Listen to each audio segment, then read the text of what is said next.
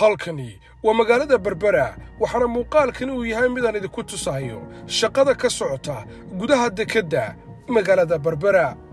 ka hor intii aanan bilaabin duubista muuqaalka tiimka dekedda iyo shirkadda DP World ayaa noo sheegay inaan xidhanno qalabka badbaadada waxaana ay taasi qayb ka tahay hubinta badbaadada shaqaalaha iyo dadka imanaya gudaha dekedda intii aan joogay gudaha dekedda waxa si weyn indhahaygu u qabanayeen dhalinyaro badan kuwaasi oo qayb ka ah shaqaalaha dekedda ee shirkadda DP World haweenka ayaa qayb ka ah shaqada dekedda waxaana ikraan oo wada ka ah mid ka mid ah gaadiidka waaweyn ee haya shaqada dekeddu ay fariintani la wadaagtay haweenka guud ahaan ugu faraxsanahay waxaan leeyahay hablaha ila midka ay haweenka Soomaaliland wax ka soo noqon karna hadii ay dadaalo habta ikraanna waxay ka mid tahay wadayaasha gaadiidka waaweyn ee ka shaqeeya dekedda magaalada Berbera oo gacanta ku hayso DP World tani waxay ku tusaysaa in haweenka ka shaqeeya dekeddan sidoo kale ay qayb laxaad la kala yihiin shaqada ka socota dekeddani ikraan aad baan ku hambalyeynaa sanado badan oo ay rajaynaysay qabashada shaqadani waa mid u baahan xirfad badan ay ku guuleysatay khadra waxaana ay ka waramaysaa dareenkeeda waxay iga dhigan tahay waa fursad qaali oo soo martay oo DP World na siisay oo hablo hore qaban oo fursad professional ah oo dadku badanka aan fahansanay wadamada kale caalamka laga fahansiiyay dumar balance noqdaan rag waxay qaban karaan ay qabtaan waa fursad qaali oo hore dumar Soomaaliland aanay u shaqeyn waxaan jeclaan lahaa inaan xirfadayda intaa ka sii badiyo aan qalab kale rag ay wadaan aan u sii badiyo sida SDS oo kale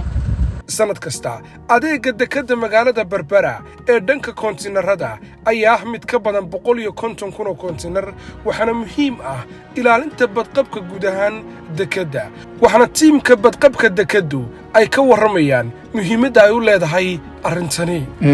waaxdani waa wax bilaaran oo dekedda qaybaheeda ka mid ah oo waxay u qaabilsan tahay security-ga yani dadweynaha hawsha ka socota si nabadgelyo inay u dhacdo shaqaalaha 3,000 dheeraad ka shaqeeya shaqaalahaasi si nidaamkooda iyo amnigooda looga shaqeeyo oo shaqadooda si amni uga shaqo galaan ay waxdan u taagan tahay iyo badbaadadooda iyo amnigooda dekeddu waa meel ilaa 2,500 kilomitir square way ballaaran tahay dad kala duwan baa soo gala xamaal baa soo gala customer baa soo gala shaqaalaha soo gala dadkaas si ay markaa meel bad qabta oo bad amni leh ay uga shaqo galaan bay waxdan u taagan tahay sidoo kale waxaan ilaalinaa customerka waxay la soo degayaan inay safe ahaato oo ayaga bad qabo waxoodii ugu yimaadaan sidoo kale waxaan ka ilaalinaa waxyaabaha inay dambi ka dhex dhaco dekedda marka inahaasaan qaabilsanahay sidoo kale dekeddu 24 saac waa shaqaysaa يعني non stop ويان ما كلا لها وجمع وأحد وإسنين ما كلا لها وحويان روتين كاسو شقيسا بيشفتي وحويان شقاله سلاسي سبدلي يعني وحويان ساعدنا ما فرصة الدكتور أفرلا تنك ساعة وشقينا هبين من نيل يوم مالين يوم هبين بو شقينا إسلاسي ده أوجد شقالة سكورتون الساسي ولا شقيها وضد كاس سي أمن جود أول عليان ayaguna ay u shaqeeyaan iyadoo laga faa'iideysanayo tiknoolajiyadda ayaa dhismahani oo loo yaqaano DP World One Stop Service waxa uu noqday mid u fudeydiyay macaamiisha iyo ganacsatada dekedda inay si fudud halkani uga dhamaystaan adeegooda iyagoon wax lacag ah oo kaash ah wadan maadaama lacagta qabashada adeegga aad u baahan tahay ay tahay inaad dhigato bangiyada oo goobtan iyaguna xarumo ku leh waxaana tani fududaynaysaa shaqada ka socota dekedda saad wada arkaysaan asxaabta waa mid ka mid ah mishiinada ugu waaweyn ee yaalla dekedda magaalada Berbera kaasi oo qabta kontiinarada ayaa lagu soo rogaa mishiinkani isla markaasina waxa uu fududeeyay shaqadii ka socotay dekedda sida tiimku ii sheegaan intii aanay mishiinadan iyo qalabkan casriga ah goobtan iman waxay ku qaadan jirtay ugu badnaan 7 ilaa 8 maalmood in lagu dejiyo marka haatanna waxaa lagu dejinayaa markabkii 12 saacadood ugu badnaa taasi waxaa ku tusaysaa in mashiinadana runtii ay wax weyn ka qabteen isbeddelka iyo geedi socodka dhanka horumarka ee dekedda magaalada Berbera. mashiinadan aan joogno waxaa la yidhahdaa Keycrane ama STS waa mashiinada ugu dambeeyay maanta casriga ah ee dunidu ay ku tallaabsanayso waana kuwii ugu dambeeyey ay inoo keentay DP World waxay ka bedeleen shaqadii bay fudaydiyeen waxay fudaydiyeen in customerka iyo cid walba inagu soo hiran karto inaan caalamka la tartami karno iyo qaaradda Afrika iyo geeska Afrika oo dhan aan la tartami karno waayo markii hore waxaan ku shaqayn jirnay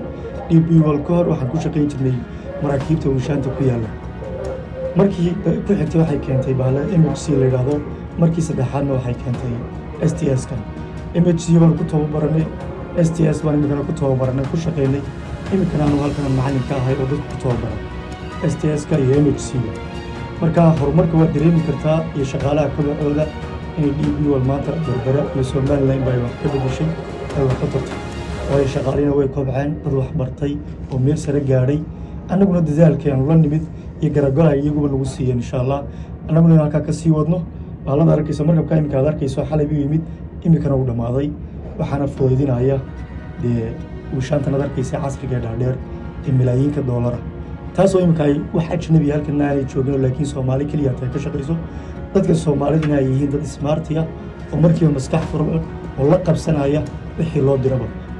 mar kale waxaan la kulmay Cumar oo 2 sano ka hor aan ku kulannay DP World isagoo waqtigaasi ka tirsanaa waaxda qaboojiyayaasha ee dekedda balse haatan isbeddel dhanka shaqada ayuu sameeyey waxna uu ka warramayaa dareenkiisa wallahi horta kulley waqtigii hore halkan joogay iyo hadda isku mid maaha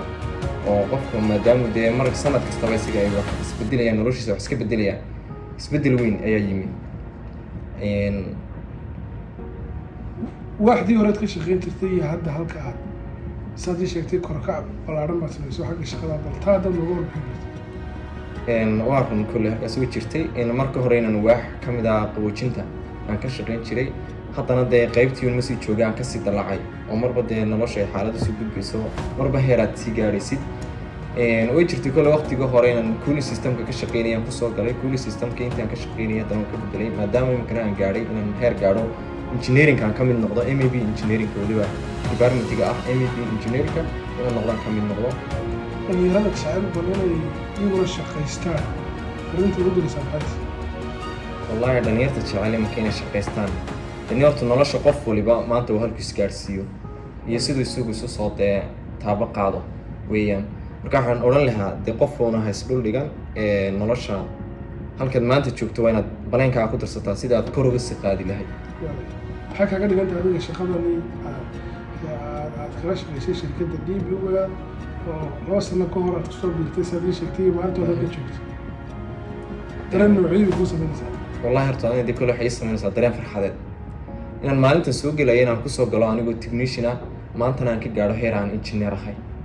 intii aan ku sugnaa dekedda magaalada Berbera waxaa si weyn ii soo jiitay qaabka loo dhisay iyo qalabka qabanaya adeegga ay bixiso dekeddu oo ah mid si casriya loo sameeyey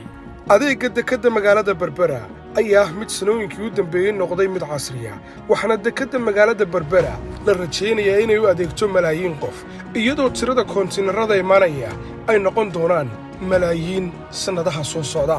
la soco daawade muuqaalka kan xiga lana wadaag muuqaalkani saaxiibka ku xidhnawa iibsho lana soco muuqaal cusub